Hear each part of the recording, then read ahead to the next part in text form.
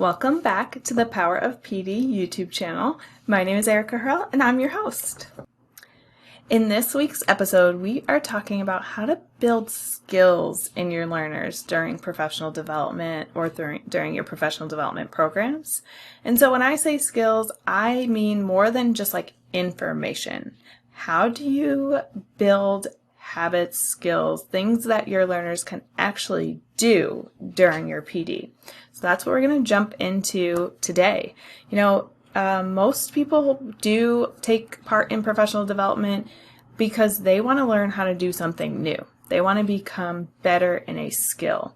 Information is really important and it is a foundation to be able to do things. But what truly matters to most of us is that we can do something differently. Teachers want to be able to do something differently in their classroom. They want their instructional practices, the work that they actually do, to be different. Leaders want to be able to coach better. They want to be able to do something better. Some people want to go out and be able to get a new job. They want to do the work of interviewing better. And so it's really important that your professional development include how to do something. It can't just be giving them a bunch of information because, like I said, information is super important and it's the foundation of PD, but most people can go online and find the information that you would give them. Let's just be honest. So let's jump into how to help them build skills in your PD. All right, so I only have 2 points today. The first is that you have to give them time to do it in your PD. You have to build in practice. If your professional development is about being better at responding to misconceptions in the classroom, in a math classroom, let's say, then you have to give them some common misconceptions and give them a chance to practice responding to them. That could mean writing out the response. That can mean standing up and pretending that other teachers are their students and they're actually practicing it, but they have to do in your PD. And so many times, so many of us are leaving this all the way to the end of the professional development and it gets cut. And so people are like, well, that was fine, but I don't feel like I'm better at doing X, Y, and Z after this because they didn't get a chance to practice it. You need to make sure you're building in enough time, as much time as possible for practice. Give them the information quickly, give them the time to practice, and you'll be able to revisit the information through the practice because chances are they will probably need it as they're doing their practice, especially if this is a new skill. So practice, practice, practice. Build it into your professional development. Give ample time for it. And that's how they're going to start building the skill. It's just like building muscle in the gym. You're not going to build muscle in the gym just by someone sitting you down and saying, here's how you build muscle in the gym. You have to lift this many pounds of weights. You have to do this many sit-ups. Okay, but your body still doesn't have the muscle. You have to actually go to the gym and lift that many pounds of weights, and you have to do the many sit-ups, whatever it is. Obviously, I don't go to the gym. But if I did wanted to build a skill, I would have to do it in the gym. So as the first thing, your professional developments have to give time for people to actually do the work. All right, I said I had 2 points. I'm already at the second one. The second point is when people are doing this in your professional development, they're practicing, they're writing out whatever it is that you've asked them to do, you have to give them feedback. You are the expert. Like I said, you might give them the information fairly quickly, but you're probably going to revisit the information during your feedback. So if someone is practicing, you might stop them in the moment. This is one form of feedback, is in the moment feedback, and say, 1 second, and then give them the feedback and ask them to redo it right then. And look, in just 30 seconds of your feedback, they got better. They are learning the skill. So make sure that you're giving feedback in addition to having them do it.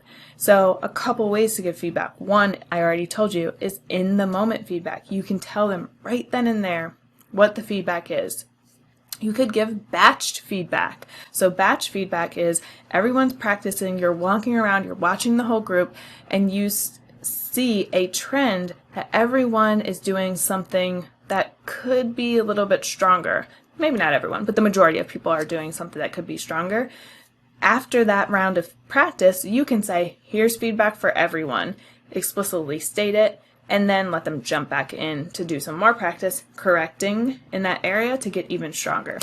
Another form of feedback is modeling. You could model, or here's a great idea, have someone else model it. As you're observing the practice, allow a participant in your professional development to show how they practice, someone who did something really well, and let folks see a different exemplar or example of a strong practice. Another way to give feedback that we oftentimes don't necessarily think about as feedback, because a lot of times when we think about feedback, we think about constructive or corrective feedback, but don't forget that affirmations are also feedback. So don't be shy when someone does something well during the practice to say that, to tell them explicitly, this is what you did that went well. And if they're not a new learner, you may consider saying, and here's why this was strong. The reason why I say maybe not to a new learner is because science shows that when you're learning something new, just the feedback is good enough. You don't need to know why that's the feedback at that moment, because it can overload your brain. If you're learning this new skill and it's really challenging and someone says, here's what you did well, or here's what you could have fixed, and you tell them, and then they say why, they're like, the person's just like, oh my goodness, I can't, this is too much. I can't take in all this information. And so if it's a new learner, I would just say, that was strong, keep doing that. If it's a more seasoned person, you could say, that was strong, here's why it was strong, and here's the impact it might have on your students, keep doing it, because they can handle all of that. So don't forget that a really, really powerful way to give feedback is through affirmations. Oftentimes, we don't think as individuals what we're doing is strong. It's sad to say, but so many of us think that we're always thinking about what can we do better? What can we do better? What can we do better? So it's actually really powerful for someone to tell you, that was really, really good. Keep it up. Like, that can make an impact, and then that higher the chances of me continuing to do that, because if no one pointed out to me that something that I did was quality, I might not think it is, and I might not continue it. So don't forget that another form of feedback can be in affirmations. Okay, so we talked about really quickly how to build skill. It's not a long, drawn out process. It really just is about letting them do it. You learn from doing, you learn from taking action, you learn from mistakes. And so in order to make mistakes, you have to do it first. So let your learners actually do whatever it is that you want them to build the skill in, and then make sure that you're there standing by as the expert to give feedback, whether it's in the moment, whether it's in the form of modeling, whether it's in the form of affirmations. Your learners will thank you if you prioritize this in your PD and in your professional development programs, because they will walk away so much more confident, so much more ready to take on whatever it is that you're teaching, whatever that it is that you're hoping that they'll be able to do outside of your professional development. So thanks so much for tuning in to this week's episode. Don't forget to leave your comments, to like, subscribe, to share, all the good things. And I'm so excited to see you back next time. Until then, embrace the power of PD.